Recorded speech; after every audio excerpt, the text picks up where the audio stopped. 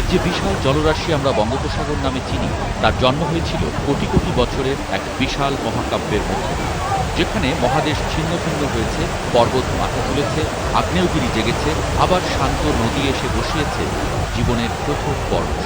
এই বঙ্গোপসাগর শুধু কোনো সাগর বা উপসাগর নয়, এ যেন এক নিরন্তর ইতিহাস।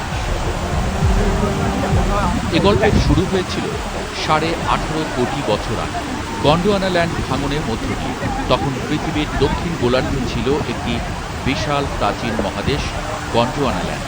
আজকের ভারত, আফ্রিকা, অস্ট্রেলিয়া, অ্যান্টার্কটিকা ও দক্ষিণ আমেরিকা ছিল এই একই ভূখণ্ডের অংশ। কিন্তু প্রকৃতির নিঃশব্দ শক্তিতে এই বিশাল জমি ফেটে যায়, টুকরো টুকরো হয়ে ছড়িয়ে পড়ে চারদিকে। ভারত তখন ধীরে ধীরে উত্তরের দিকে সরে যেতে থাকে, যেন মহাকালের এক নিঃসঙ্গ ভ্রমণ।